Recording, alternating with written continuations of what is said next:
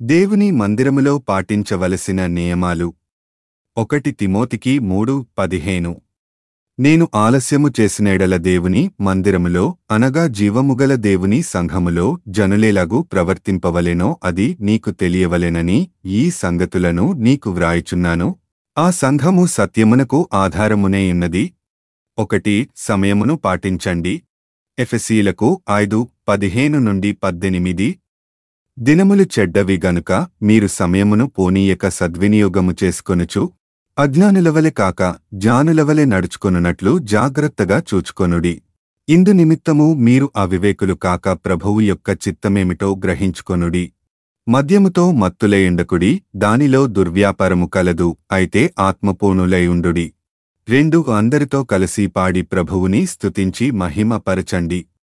ఎఫెసీలకు 5:19-21 ఒకనెనుకడు కీర్తనలతోనూ సంగీతములతోనూ ఆత్మసంబంధమైన పాటలతోనూ హెచ్చరించుచు మీ హృదయములలో ప్రభువును గూర్చి పాడుచు కీర్తించుచు మన ప్రభువైన యేసుక్రీస్తు పేరిట సమస్తమును గూర్చి తండ్రియైన దేవునికి ఎల్లప్పుడూ కృతజ్ఞతాస్తుతులు చెల్లించుచు క్రీస్తునందలి భయముతో ఒకనికొకడు లోబడియుండుడి. 3 పూర్ణ హృదయముతో దేవుణ్ణి ఆరాధించండి. యోహాను 4:24 దేవుడు ఆత్మ గనుక ఆయనను ఆరాధించువారు ఆత్మతోనూ సత్యముతోనూ ఆరాధింపవలెననెను. 4 దేవుని వాక్యమును శ్రద్ధగా విని వివేచించాలి.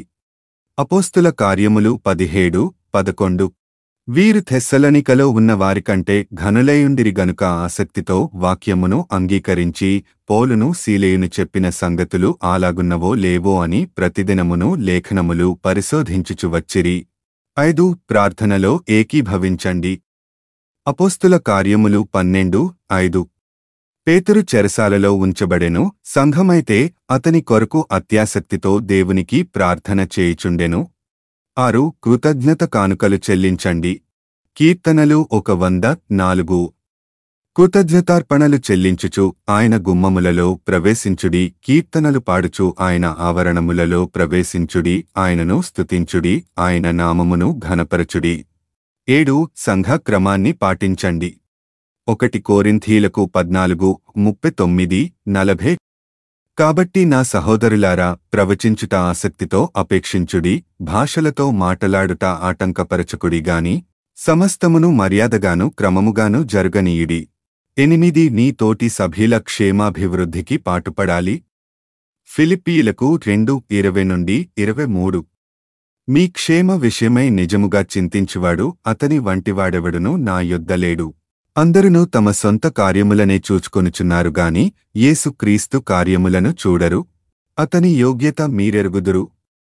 తండ్రికి కుమారుడేలాగూ సేవచేయునో అలాగే అతడు నాతో కూడా సువార్త వ్యాపకము నిమిత్తము సేవ చేసెను. 9 సంఘ నాయకత్వానికి లోబడాలి. హెబ్రీయులకు 13:17 మీపైని నాయకులుగా ఉన్నవారు లెక్క ఒప్ప చెప్పవలసిన వారివలే మీ ఆత్మలను కాయుచున్నారు. వారు దుఃఖముతో ఆ పని చేసిన ఎడల మీకు నిష్ప్రయోజనము గనుక దుఃఖముతో కాక ఆనందముతో చేయునట్లు వారి మాట విని వారికి లోబడియుండుడి. 10 దేవుని సన్నిధిలో నీ ఏకాగ్రతను హరించే దేనినైనా తీసుకెళ్లరాదు. ప్రసంగి 5:1-7 నీవు దేవుని మందిరమునకు పోవునప్పుడు నీ ప్రవర్తన జాగ్రత్తగా చూచుకొనుము.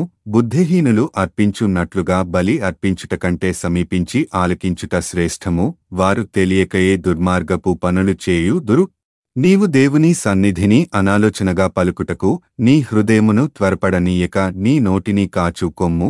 దేవుడు ఆకాశమందున్నాడు, నీవు భూమిమీద ఉన్నావు, కావున నీ మాటలు కొద్దిగా ఉండవలెను. విస్తారమైన పనిపాటుల వలన స్వప్నము పుట్టును, పెక్కు మాటలు పలుకువాడు బుద్ధిహీనుడగును. నీవు దేవునికి మ్రొక్కుబడి చేసుకొనెడల దానిని చెల్లించుటకు ఆలస్యము చేయకుము. బుద్ధిహీనులయందు ఆయనకిష్టము లేదు. నీవు మొక్కుకొనెన దాని చెల్లించుము. నీవు మ్రొక్కుకొని చెల్లింపకుండుట కంటే మ్రొక్కుకొనకుండుటయే మేలు. నీ దేహమును శిక్షకు లోపరచున్నంత పని నీ నోటివలన జరుగనీయకుము. అది పొరపాటు చేత జరిగెనని దూత ఎదుట చెప్పకుము. నీ మాటల వలన దేవునికి కోపము పుట్టించి నీవేలా నీ కష్టమును వ్యర్థపరచుకొనెదవు. అధికమైన స్వప్నములును మాటలును నిష్ప్రయోజనములు. నీ మట్టుకు నీవు దేవుని యందు భయభక్తులు కలిగియుండుము. 11 చిరునవ్వుతో అందరినీ పలకరించి వందనములు తెలుపు. రోమీయులకు 16:16. పవిత్రమైన ముద్దు పెట్టుకొని యొకనికొకడు వందనములు చేయుడి. క్రీస్తు సంఘములన్నీయు మీకు వందనములు చెప్పుచున్నవి. 12 దేవుడు నీకు అప్పగించిన కృపావరములు పరిచర్యలో నమ్మకంగా ఉండాలి. 1 పేతురు 4:10-11. దేవుని నానా విధమైన కృప విషయమై మంచి గృహ నిర్వాహకులయుండి యొక్కొకడు కృపావరము పొందిన కొలది యొకనికొకడు ఉపచారము చేయుడి. ఒకడు బోధించినేడల దైవోక్తులను బోధించినట్టు బోధింపవలెను. ఒకడు ఉపచారము చేసిన ఎడల దేవుడు అనుగ్రహించు సామర్థ్యమునొంది చేయవలెను. ఇందువలన దేవుడు అన్నిటిలోనూ యేసు క్రీస్తు ద్వారా మహిమపరచబడును. యుగయుగములు మహిమయు ప్రభావమును ఆయనకుండునుగాక. ఆమేన్. దేవుడు మిమ్మల్ని దీవించునుగాక. ఆమెన్.